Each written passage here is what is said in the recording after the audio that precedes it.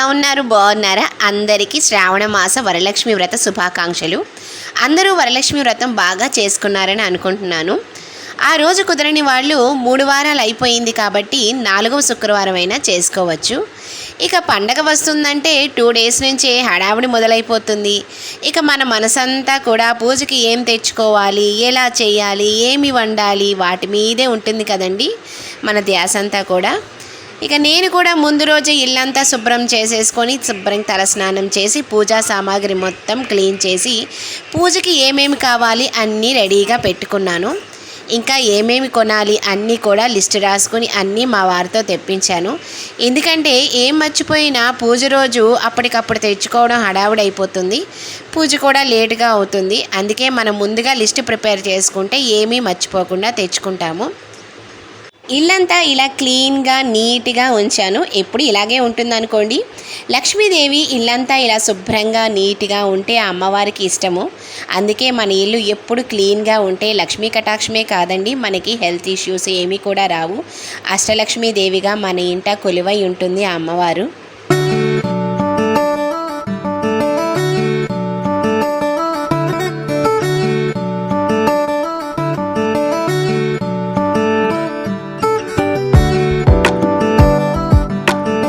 ముందు రోజు ఈవినింగ్ అయ్యేసరికి ఇక పూజా సామాగ్రి మొత్తం మా వారు తెచ్చారు. పువ్వులు, అరటిపళ్ళు, గాజులు, కొబ్బరికాయలు, నిమ్మకాయలు, పసుపు కుంకుమ, పసుపు కొమ్ములు, జవ్వాది, వైట్ దారపురీలు తోరాలకండి.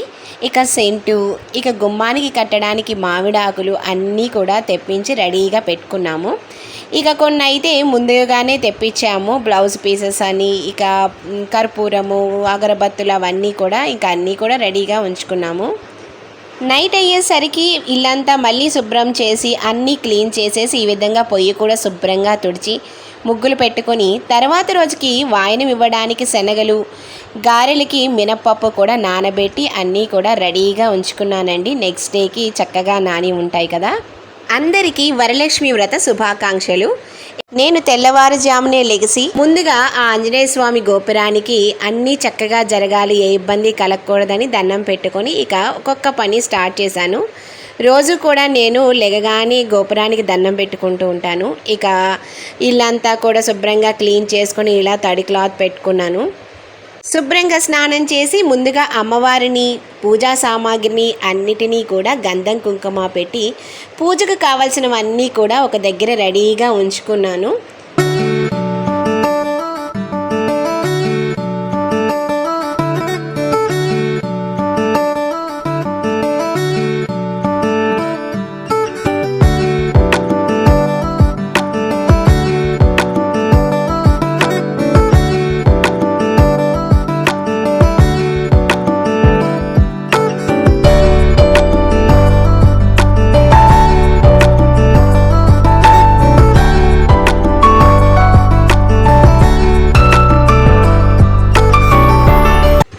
ప్రసాదాలు చేయడానికి ముందుగా పొయ్యికి కూడా పసుపు కుంకుమ పెట్టి ఆ విఘ్నేశ్వరుని అన్నపూర్ణాదేవిని తలుచుకొని అన్ని ప్రసాదాలు చక్కగా రావాలని కోరుకొని ఒక్కొక్క ప్రసాదాలు చేయడం స్టార్ట్ చేశాను. ఆ అమ్మవారికి ప్రసాదంగా పులిహోర, చలిమిడి వడపప్పు, దద్దోజనము, గారెలు, పరమాన్నము, బెల్లం గారెలు, అన్నము, ముద్దపప్పు, ఉడకపెట్టిన శనగలు, పానకము, పాలు అన్ని ప్రసాదాలు అయితే సిద్ధం చేశాను.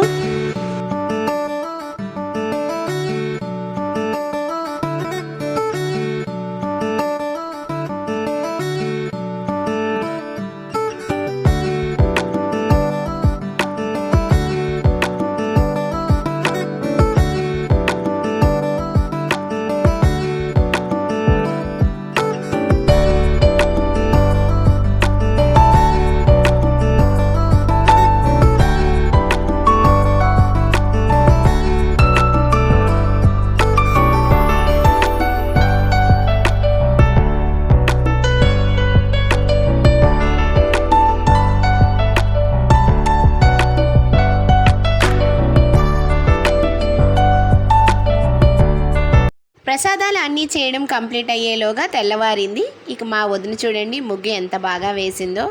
ఆ అమ్మవారిని మా ఇంటికి రమ్మని ఆహ్వానించాము.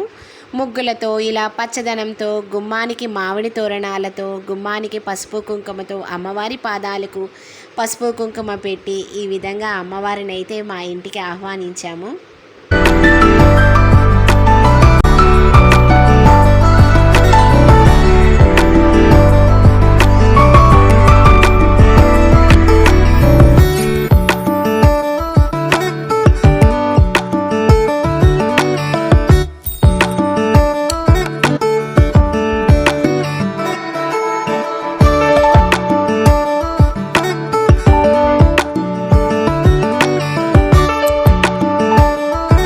ఈలోగా గోమాతలు వచ్చాయి. నేను పూజకి అన్నీ అమర్చుకునే పనిలో ఉన్నాను కదా, ఇక మా వారు వెళ్ళి గోమాతలకు ఆహారం పెట్టి వచ్చారు.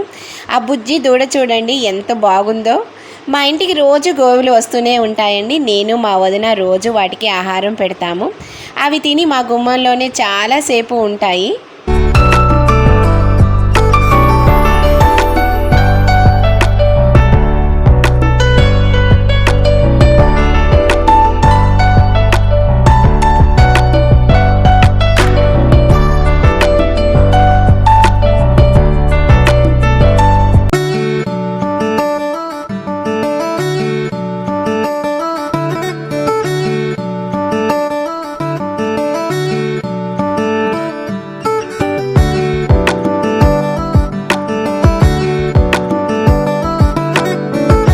అమ్మవారికి పెట్టడానికి శారీ ఇదేనండి. మంగళగిరి ఫంక్షన్కి వెళ్ళినప్పుడు శారీ తీసుకున్నాను అన్నాను కదా, ఇదే మంగళగిరి పట్టు శారీ. నాకు ఈ కలర్ కాంబినేషన్ బాగా నచ్చి తీసుకున్నాను.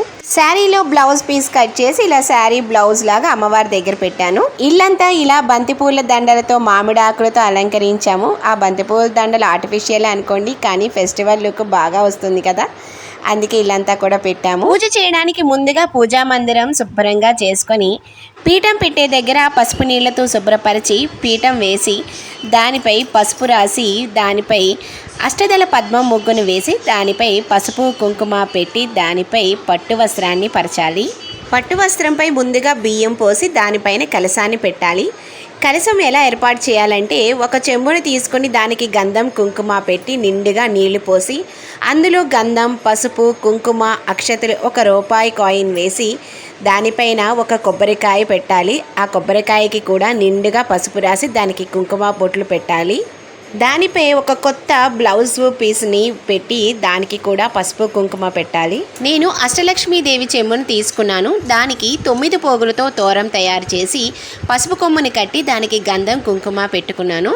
ఇక కొబ్బరికాయ పెట్టే ముందుగా 5 మామిడి ఆకులను పెట్టి కొబ్బరికాయపై కోన్ షేప్లో బ్లౌజ్ పీస్ని పెట్టి దానికి గంధం కుంకుమ పెట్టాలి. దానిపై అమ్మవారి ప్రతిమను పెట్టి గాజులు పెట్టి 9 పోగులతో తోరాన్ని తయారు చేయాలి. దానికి నిండుగా పసుపు రాసి లక్ష్మీ రూపను పెట్టి అమ్మవారికి వేయాలి. తరువాత మన శక్తి కొలది ఆభరణాలతో అమ్మవారిని నిండుగా అలంకరించుకోవాలి. తరువాత తమలపాకుపై పసుపు విఘ్నేశ్వరుని ఉంచి గంధము కుంకుమ పూలతో అలంకరించాలి. లక్ష్మీదేవి పక్కన వెంకటేశ్వర స్వామి ప్రతిమను ఉంచాలి. నా దగ్గర లేదు కాబట్టి వెంకటేశ్వర స్వామి ఉంగరం లక్ష్మీదేవి ఉంగరాలని లక్ష్మీనారాయణగా తలిచి వాటికి కూడా గంధం కుంకుమ పసుపు పెట్టాను. ఇక లక్ష్మీదేవి విఘ్నేశ్వరుని ప్రతిమలకు కూడా గంధముతో కుంకుమతో ఆభరణాలతో పుష్పములతో అలంకరించాను. ఈ విధంగా అమ్మవారిని కలువ పూలతో అన్ని రకాల పుష్పాలతో అమ్మవారిని నిండుగా అలంకరించుకున్నాను. పూజను మొదలు పెట్టేటప్పుడే ముందుగానే అన్నీ కూడా అమర్చుకుంటే మనం పూజ మధ్యలో నుంచి లెక్కకూడదు కాబట్టి అన్నీ దగ్గరే ఉంచుకోవాలి.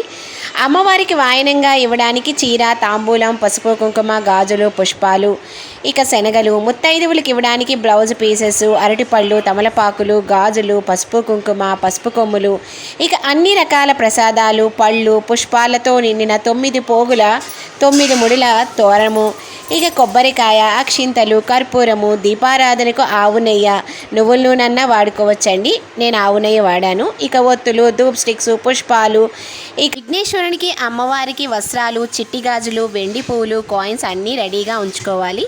ఇక నేనైతే పూజను మొదలు పెట్టాను. ముందుగా దీపాలు వెలిగించుకొని ముందుగా ఆచమనం చేయాలండి. పంచపాత్రలో నీళ్లు తీసుకుని ఓం కేశవాయ స్వాహ ఓం మాధవాయ స్వాహ ఓం నారాయణ స్వాహ అని నీళ్లు తాగి ఓం గోవిందాయ స్వాహ అని చేతిని కడుక్కోవాలి.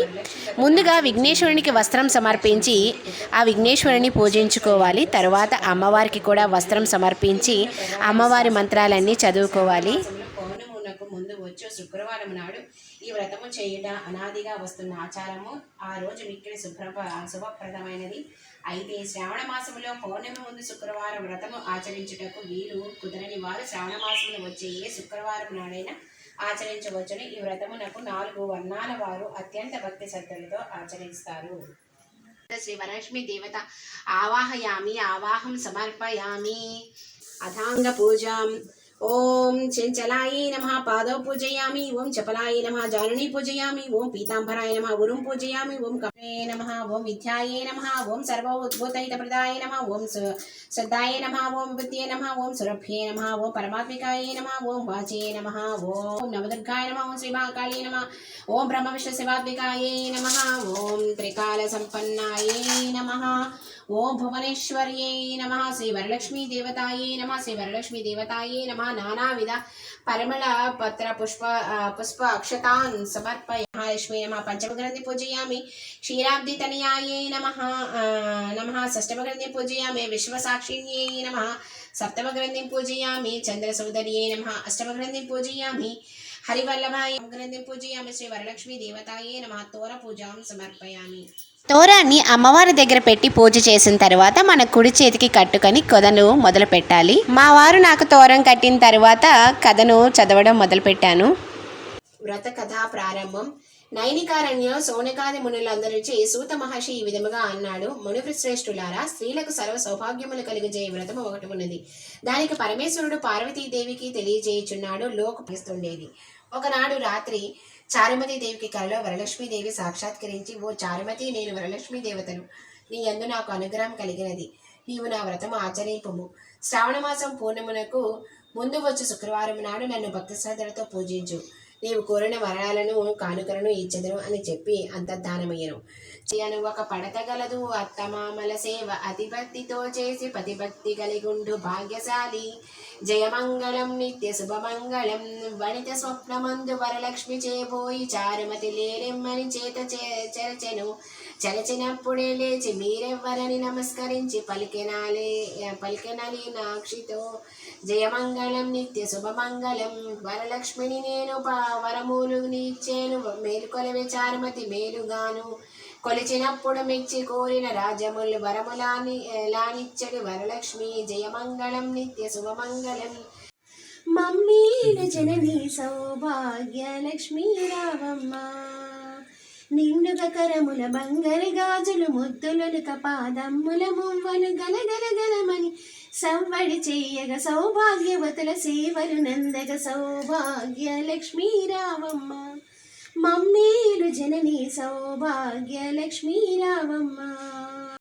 క్షీరాబ్ది కన్యకకు శ్రీ మహాలక్ష్మికి నీరజాలయమునకు నీరాజనం నీరాజనం నీరాజనం. పూజ పూర్తయిన అనంతరం కొబ్బరికాయ కొట్టి హారతి ఇచ్చి అందరము దండం పెట్టుకున్నాము.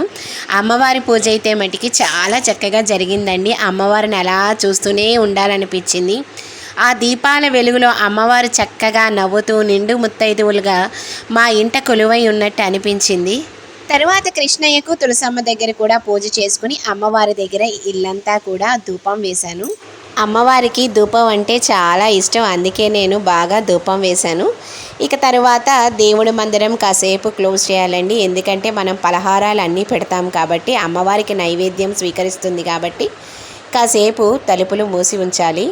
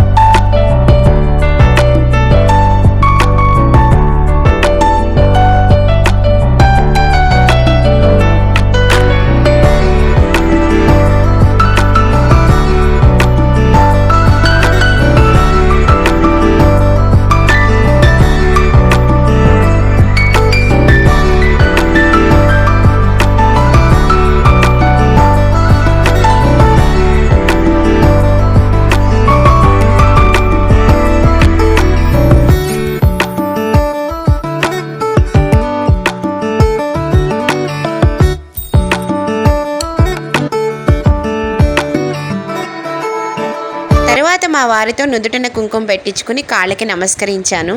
మా వారు అక్షింతలు వేసి దీర్ఘ సుమంగలిగా ఉండమని దీవించారు. అంతే కదండి, మన అందరం కోరుకునేది సౌభాగ్యంగా ఉండాలనే కదా. నేను అమ్మవారిని ఎప్పుడు ఒకటే కోరుకుంటానండి, దీర్ఘ సుమంగళిగా ఉండాలని, అందరూ ఆరోగ్యంగా మనశ్శాంతిగా ఉండాలని కోరుకుంటున్నాను. ఆ అమ్మవారు అందరికీ తన చల్లని చూపులతో అందరూ సౌభాగ్యంగా ఉండాలని దీవించాలని కోరుకుంటున్నాను.